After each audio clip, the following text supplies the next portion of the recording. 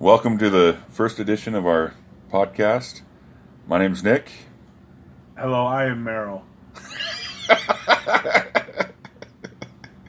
He is Merrill, yes. So, this is a From the Basement working title, and we're going to figure some things out. You got to make that stand out. The title currently of the podcast is In the Basement. Okay? Not from the basement, in the basement. One day we'll get out of the basement, but today we're in. And today's episode is going to be kind of willy-nilly, I guess, is the best way to put it. We're going to talk about whatever comes to our minds and put some stuff together. It's you could just say this is kind of like a mic test and see how things work. If you like our mic test, we'll make more. Touche. So, anyway, one of the things that I wanted to talk about was actually collecting. Awesome. Me too.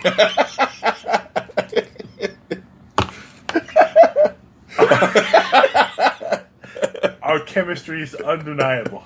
Undeniable. Professionalism here. The professionalism is oozing from our bodies. This is legit. Stop.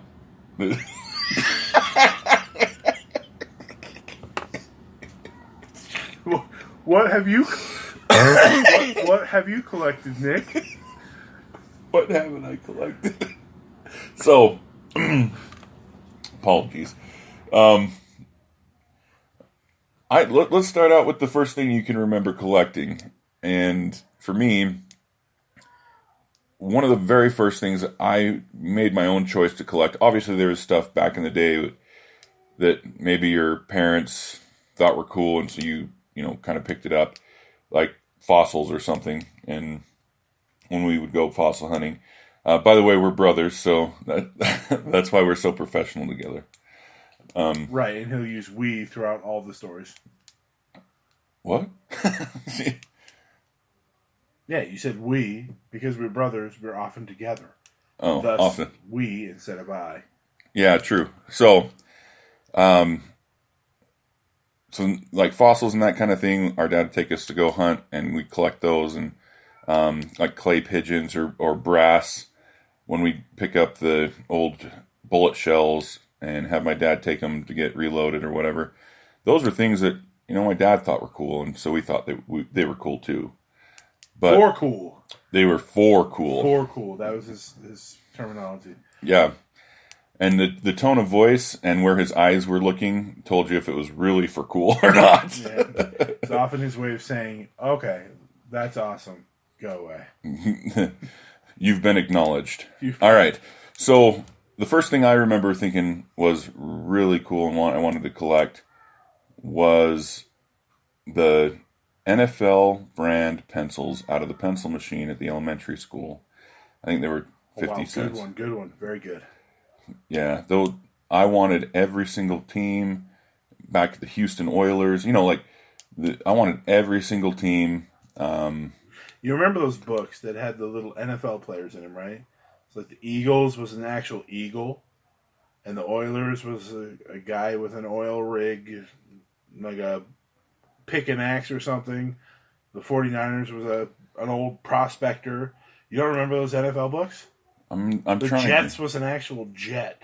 Oh yeah, okay, yep. See, when we were kids, NFL was really popular for elementary age kids. So those pencils in the 25-cent machine meant the world to us. Well, here's the thing: is I'm talking. I went to the book fair, and Joe Montana was on half the book covers. Jerry Rice was on the other half. It was literally, and of course, my memory is based upon what intrigued me or what sparked my interest, and Joe Montana, Jerry Rice era. It was big for me. I really enjoyed it. So you've got to give full disclosure of your favorite NFL team. Obviously, the 49ers. Right, and it sounds like you selected it because of Rice and Young. Well, Young just solidified it. That was the first Super Bowl I remember watching from start to finish. Is when Steve Young and Seifert took the Super Bowl. And the commercials were really good. I remember the commercial where, nowadays if someone gets a concussion in the NFL, it's like really, really bad. But back then they were making fun of it. one of the players gets a concussion and lays down on the bench, and the coach comes. Do you remember this commercial? The commercial, yeah. I remember that commercial. Yeah. I see Seifert's head. That's the only reason I remember the coach's name. It's because of that commercial. It's a great advertisement. What was it for?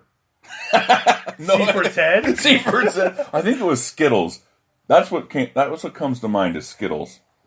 Hey, they win. Whatever it was, yeah, Skittles wins. Kind of like this last Super Bowl when Tide won. Tide won the commercial gambit that crossed the board. It's a Tide commercial. And then that other brand of whatever, I don't even know the brand of laundry detergent that tried to compete. I thought it was a Tide commercial. Oh, I see. Okay. Yeah, my full disclosure moment, I used to be a Vikings fan, but I don't watch the Super Bowl or any games after the Vikings sucked forever and ever. So I didn't see the commercial. They were good. They just weren't winners in the big game. Which is all that matters, right? Nothing like being carried to the playoffs maybe 2 or 3 times a decade and then having your hopes dashed at the last second every time. Thanks, Eagles. Including this last Super Bowl. Yeah. Yeah.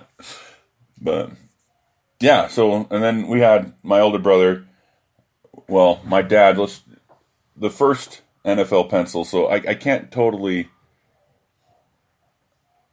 the first NFL pencil I remember seeing was in my dad's cup on his desk, in his classroom. And it was a Green Bay Packers pencil. And so he collected that one because his favorite team was the Packers. And my older brother's favorite team was the Packers. And then my youngest brother is the Eagles. So we weren't a family that... Well, the problem was our father didn't care about any NFL team. The Packers a little bit. Nah, I've never really felt he was a Packers fan. I bet if we asked him, he'd say Packers. Let's ask him. We'll update for the next podcast. We'll find out because everyone cares. Yeah, especially since you're listening to this right now and you're just sitting on the edge of your seat. Is their dad a Packers fan? Join us next week to find out if some random dad is a Packers fan. Yeah. He's a Packer. But yeah, so. Anyway, it was kind of an odd family dynamic because we live in Utah, and there's no NFL team, and we are not worthy. The Broncos are, and anyway, so we just chose mostly on the basis of color and fame for me. Like I chose the Chicago Bulls. That was easy because of Michael Jordan at the time, and I chose. Basically, you chose whatever was trendy, right? Well, they were red. The best teams. Red was my favorite color. Sure, red. Well, both teams are red. Is that a coincidence that both top of the line teams? Do you know how many red teams are in each of those leagues? Why not a Cardinals fan? Because the Cardinals suck. Oh, I see. Okay. They move. I don't like teams that are transients. Transients. Yeah. So you're saying that the Cardinals are not your favorite team because they moved? When did they move? St. Louis Cardinals? Arizona Cardinals? Right. When did they move to Arizona? Who cares? I never followed them. Exactly. You're right. The team that was winning and doing awesome things, since they were red, I kind of latched onto it. I'm just calling you out. That's fine. Notice my favorite baseball team. Do you have a favorite baseball team? No, they all suck. We just lost our. Our 2 listeners have just turned off. You blew a hole in our demographic. Baseball. I didn't enjoy baseball till I actually watched it in Japan, where everything is on the line in the high school game. So I have a respect for baseball, but it took me many years to gain that respect. So you're collecting pencils. Can we get back to the narrative here, please? Yeah. So I collected the pencils, and right during that same time, Wendy's, the hamburger joint, they in their kids' meals they started putting pens that were the wind-up cars. You know, the cars you pull backwards and let them go. Well, it was actually a really long wind-up car that you could take the lid off the middle, and it was a pen on the inside. And so writing utensils just seemed to be something that I was really drawn to, probably because I was an artist and liked to draw a lot. But those type of things I wanted to collect, and sometimes I would wheel and deal, and it was hard to get any type of money to buy those things. So we'd have to, and then the worst was going to the pencil machine, putting it in, and pushing, and out comes the Browns. The Browns again. Yes. There was some kind of special deal on the Browns, half off or something. The Browns from the again. wholesale, right? So I think it was just like I didn't want the Browns pencil so bad, or the Bengals, like the Browns and the Bengals, either one of those, and that's the one that always came out, and nobody wanted it. And so trying to actually put together a complete collection of those pencils was impossible. yeah, I remember there were trading situations, right, where you could trade three Browns for one. We were both there. We I were guess. both 3 Browns. Yeah. I need a. We both understand what the intrinsic value of a Browns pencil is, right? Mm-hmm. Legit currency on the playground. Now, what were the top? What would you say were the top pencils? Obviously, the 49ers. It was really hard to get a 49ers pencil, and then when I finally got one, the kid sitting next to me went and sharpened it. Wanted to punch him. But what would you say were the other teams that drew 3 or 4 Browns pencils? Oh man, jeez. Let's see. I don't know. The Packers have got to be one. They've always been big. I'd say the Raiders, the Cowboys. Cowboys, that's the one. Yeah, you pegged it. Yeah. The Cowboys would be it. But the Cowboys pencil is pretty common. Yeah, you realize our first podcast is becoming about pencils, right? Yeah, that's fine. All right. Well, it's opened up a lot of information about our favorite footballs and how we care about that kind of stuff. But with the last 2 minutes of our podcast, what do you want to... Oh, I get 2 minutes. Yeah, right? go. Okay. Wow. What am I supposed to do here? I will say the first thing I collected would probably be Star Wars related. I remember I picked up a Star Wars, the first trilogy, 4 through 7, 6. The only real one. Yeah, go ahead. 4 through 6.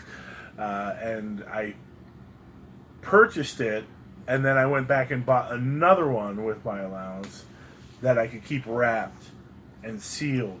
And I was going to save that and sell it for an exorbitant price once it was worth 3-4 times. On VHS. On VHS, yes. So I remember putting that away in a box down in the basement.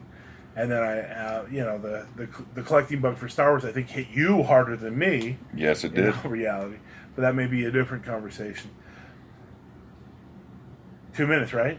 Yeah, you still got it. I timed it. You still got a minute. I still have a freaking minute? Yeah. Okay. I guess my first Star Wars collection would be the Ewoks. And by that time, the original Star Wars movies had been out for, 25 years. So I was looking secondhand shops to pick up original memorabilia from the original trilogy. First release, first set for some of the Ewok-related stuff. And, George Lucas always says the movies are for kids. I think he's not a liar completely. In the fact that those Ewoks were not something that really jived with the overall feel of the trilogy. Those Ewoks were for the kids, and I enjoyed them as a kid.